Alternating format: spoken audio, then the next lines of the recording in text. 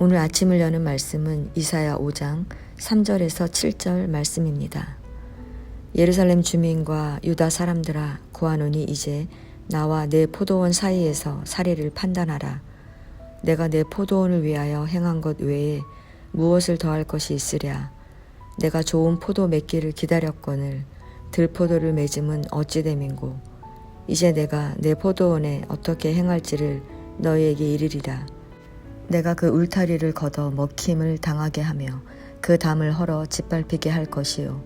내가 그것을 황폐하게 하리니 다시는 가지를 자람이나 북을 돋우지 못하여 찔레와 가시가 날 것이며, 내가 또 구름에게 명하여 그 위에 비를 내리지 못하게 하리라 하셨으니, 무릇 만군의 여호와의 포도원은 이스라엘 족속이요 그가 기뻐하시는 나무는 유다 사람이라. 그들에게 정의를 바라셨더니 도리어 포악이요 그들에게 공의를 바라셨더니 도리어 부르짖음이었도다. 아멘. 이사야 5장은 하나님의 기대를 저버린 유다에 대한 하나님의 심판을 경고하는 이야기입니다. 전반부는 포도원의 노래라 불리는 것으로 포도원의 비유를 통해 하나님의 지극한 사랑과 은혜에도 불구하고 하나님의 기대를 저버린 유다에 대한 하나님의 심판의 의지를 선언하고 있습니다. 그리고 후반부는 유다가 저지른 악한 일에 대해 구체적으로 설명하고 있습니다. 먼저 1절은 나는 내가 사랑하는 자를 위하여 노래하되 내가 사랑하는 자의 포도원을 노래하리라. 내가 사랑하는 자의 포도원이 있음이여 심히 기름진 사내로다 라고 하였습니다. 여기서 포도원은 이스라엘을 가리킵니다. 그리고 포도원 주인은 하나님을 상징합니다. 하나님은 스스로를 농부라고 하십니다. 농부가 씨를 뿌릴 때에는 항상 좋은 열매를 기대하듯이 하나님은 좋은 농부답게 가장 좋은 것을 얻기 위해 최선의 노력을 다하셨습니다. 먼저 좋은 땅을 택하셨습니다. 하나님이 택하신 곳은 포도가 자라기에 가장 적합한 기름진 땅이었습니다. 하나님은 기름진 땅에 포도원을 만드셨고 땅을 파시고 돌을 제하셨으며 극상품 포도, 즉 가장 좋은 포도나무를 골라 심으셨습니다. 포도원을 지키는 망대를 세우셨고 포도즙을 짜는 틀도 만들어 놓으셨습니다. 모든 것이 완벽했습니다. 문제될 것이 하나도 없었습니다. 하나님은 좋은 열매를 기대하십니다. 하나님께서 좋은 포도를 기대하시는 것이 무리한 요구입니까? 아닙니다. 최고의 포도를 거두어야 할 환경에서 좋은 포도가 열리는 것은 당연했습니다. 그러나 그가 거둔 것이 들포도였습니다. 누구의 잘못일까요?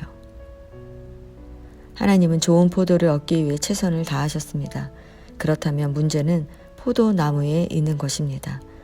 가장 좋은 땅에 심긴 가장 좋은 포도나무가 하나님으로부터 양분을 빨아들이지 않고 이방 나라 우상들에게서 가장 나쁜 것만 받아먹은 결과가 그렇게 나타난 것입니다. 하나님은 정의를 바라셨으나 유다는 포악을 열매 맺었고, 하나님은 공의를 바랐지만 압제받은 백성의 부르짖음만 하나님의 귀에 들렸습니다. 하나님께서 얼마나 절망하고 낙심하셨는지 이스라엘과 유다 백성에게 내가 어떻게 해야 할지 이르라 라고 말씀하십니다. 이는 이스라엘과 유다가 제3자의 입장에서 스스로 행한 일을 보라는 것입니다. 성도 여러분, 이런 일이 유다 백성에게만 나타난 것이 아닙니다. 우리에게도 이런 들포도가 열리고 있습니다. 본문 후반부에 기록된 것처럼 우리가 맺은 들포도란 첫째 탐욕입니다. 희년이 되면 땅을 원래 주인에게 돌려주어야 하는데 유다 백성들이 그 명령을 따르지 않고 이미 집과 땅이 있는데도 집과 땅에 더 욕심을 냈습니다. 둘째, 방탕과 술 취함입니다. 그들은 이른 아침부터 늦은 밤까지 독주와 포도주를 마셨습니다. 그들은 하나님이 행하시는 일에 전혀 관심이 없이 탐욕으로 모은 재산으로 끊임없이 쾌락을 즐겼습니다. 셋째, 거짓입니다. 그들은 거짓으로 증언해서 무고한 자에게 죄를 뒤집어 씌우며 수단과 방법을 가리지 않고 자신들의 욕망을 채웠습니다. 하나님은 이러한 이스라엘과 유다를 먼 나라를 동원하여서 치시겠다고 경고하십니다. 왜 이스라엘과 유다가 이렇게 들포도를 맺었을까요? 그 이유는 그들이 만군의 여호와의 율법을 버리며 이스라엘의 거룩하신 이의 말씀을 멸시하였기 때문입니다. 하나님은 우리를 사랑하셔서 자녀 삼으셨고 우리를 향한 언약을 신실하게 지키시는 분이십니다. 그러나 우리가 계속해서 하나님의 말씀을 거역하면 하나님은 우리를 향한 자비와 긍휼을 거두십니다.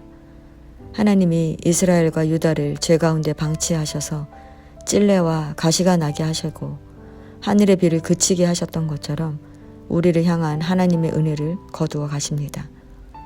우리는 우리가 죄에서 돌이키기를 기다리시는 하나님의 기다림이 영원하다고 착각해서는 안 됩니다. 우리는 하나님이 더 이상 참지 않으시고 포도원을 헐고 울타리를 걷어 버리신 것처럼 우리에게도 그렇게 행하실 수 있다는 것을 알아야 합니다. 성도 여러분, 우리가 좋은 열매를 맺으려면 어떻게 해야 하겠습니까? 좋은 열매란 우리 삶에 하나님의 정의와 공의를 이루는 것입니다. 정의란 힘 있는 자가 약자를 압제하는 피 흘림을 멈추는 것이고, 공의란 압제당한 백성의 부르짖음을 멈추는 것입니다. 욕심에 이끌려 거짓을 일삼으며 쾌락을 즐기는 우리에게는 하나님의 정의와 공의를 이룰 힘이 없습니다. 오직 하나님의 말씀에 능력이 있습니다. 우리는 말씀을 통해 우리의 죄를 인식하고 돌이킬 수 있습니다. 시냇가에 심은 나무가 좋은 열매를 맺듯이 우리도 하나님의 말씀에 뿌리를 내려야만 합니다. 오늘도 말씀으로 하루를 시작하시는 성도 여러분, 우리가 여전히 죄의 가운데 넘어지지만 하나님은 우리가 좋은 포도 열매 맺기를 기대하고 계십니다. 우리 모두가 하나님의 말씀에 깊게 뿌리를 내리고 정의와 공의를 이루어내는 그리스도인으로 살아가시기를 바랍니다.